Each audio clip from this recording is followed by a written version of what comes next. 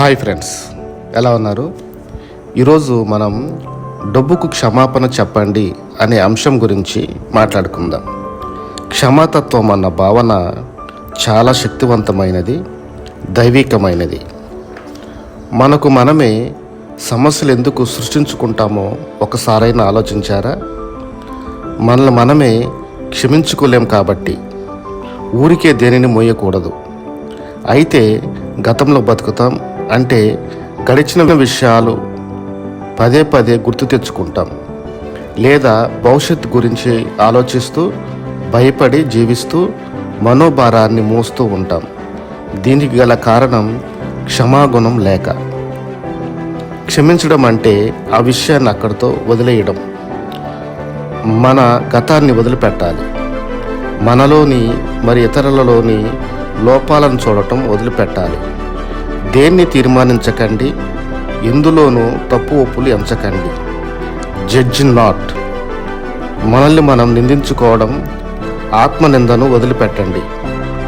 మీకు సంబంధం లేని అనవసరమైన విషయాలను వదిలిపెట్టండి. ఇలా ఎన్నో విషయాలు వదిలిపెట్టాల్సి ఉంటుంది. క్షమించాలంటే, మన హృదయాలు క్షమాతత్వంతో నిండాలంటే మన అందరినీ మరి అన్నిటినీ వదిలిపెట్టాల్సి ఉంటుంది. వదిలిపెట్టడం అంటే మానసికంగా మాత్రమే. మనం ప్రతిరోజు ఎన్నో తప్పులు చేస్తాం. పుట్టిన దగ్గర నుండి ఇప్పటి వరకు మన ఆలోచనల ద్వారా, మాటల ద్వారా, క్రియల ద్వారా ఎన్నో తప్పులు చేస్తాం. అవన్నీ దేవుడు మరియు మన చుట్టూ ఉన్నవారు మనల్ని క్షమించాలి. మనం మాత్రం భార్యను, భర్తను, పిల్లలను, తల్లిదండ్రులను, స్నేహితులను క్షమించం. వారు చేసిన తప్పులు పదే పదే చెప్తూ, గొనుగుతూ, వాటిని మోస్తూ మన మనోభారాన్ని పెంచుకుంటూ లేనిపోని రోగాలు కొని తెచ్చుకుంటాం. వాహనం మీద వెళ్ళేటప్పుడు చిన్న ప్రమాదం జరిగితే నీదే తప్పు అని మనం అంటాం. నీదే తప్పు అని ఎదుటి వ్యక్తి అంటాడు. పెద్ద గొడవ, గందరగోళం, ట్రాఫిక్ జామ్. దీనికి ఒకే ఒక చిన్న పదం, ఐఎమ్ సారీ. నేనెందుకు చెప్పాలి అనే కంటే క్షమించండి అనే చిన్న పదం జీవితంలో ఆనందాన్ని విరబూస్తుంది. నేనెందుకు చెప్పాలి అనే అహంకారం కంటే నా చుట్టూ ఉన్నది శరీరాన్ని ధరించిన ఆత్మస్వరూపులే అంటే భగవంతుడే అని నమ్మాలి. అంటే నువ్వు చెప్పే క్షమాపణ భగవంతుడి దగ్గరికి వెళ్తుంది. అందుకని ప్రతిరోజు పడుకునే ముందు ఒక్కసారి మీ మనసులో ఇలా అనుకోండి, నా ఆలోచన ద్వారా కానీ, మాటల ద్వారా కానీ, క్రియల ద్వారా కానీ ఏమైనా తప్పులు చేస్తుంటే, ఎవరినైనా బాధించి ఉంటే నన్ను క్షమించండి.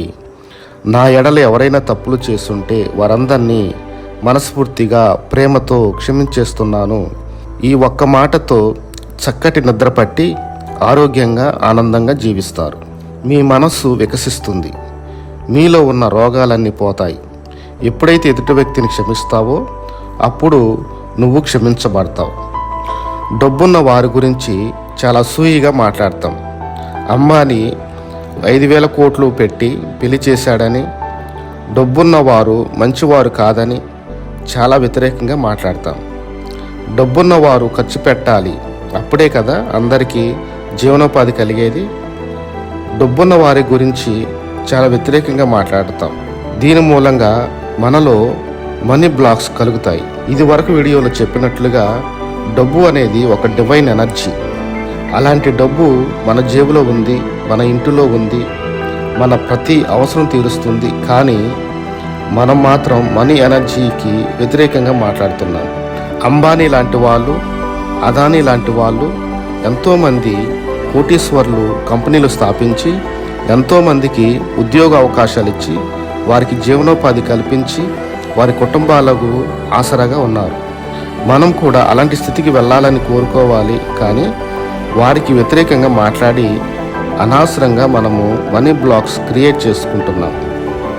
చాలామంది డబ్బు మంచిది కాదు, డబ్బు అన్నదమ్ములను, అక్క చెల్లెలను వేరు చేస్తుంది, డబ్బు బంధువులను విడదీస్తుంది, స్నేహితుల మధ్య గొడవలు పెడుతుంది అని మాట్లాడుతూ ఉంటాం. అది తప్పు.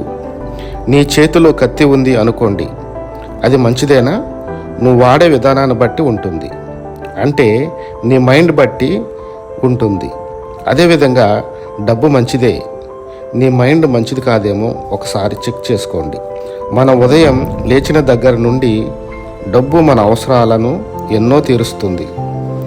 కాబట్టి అలా మనము మాట్లాడినందుకు డబ్బుకు క్షమాపణ కోరుకోవాలి.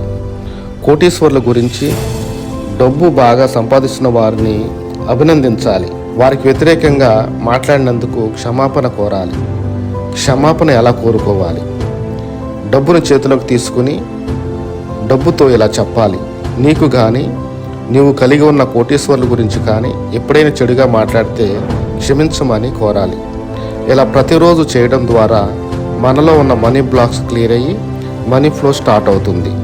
ఓకే ఫ్రెండ్స్, దయచేసి ఎంతో ఉన్నతమైన ఆశయాలతో స్టార్ట్ చేసిన మైండ్ మంత్ర ఛానల్ను సబ్స్క్రైబ్ చేయండి, లైక్ చేయండి, మీ బంధువులకు మిత్రులకు షేర్ చేయండి. ముందు మైండ్ మంత్ర కోటీశ్వర్ల ఫ్యామిలీ అనే వాట్సాప్ గ్రూప్ను స్టార్ట్ చేయబోతున్నాం. దయచేసి మాకు సపోర్ట్ చేయండి. Thank you very much.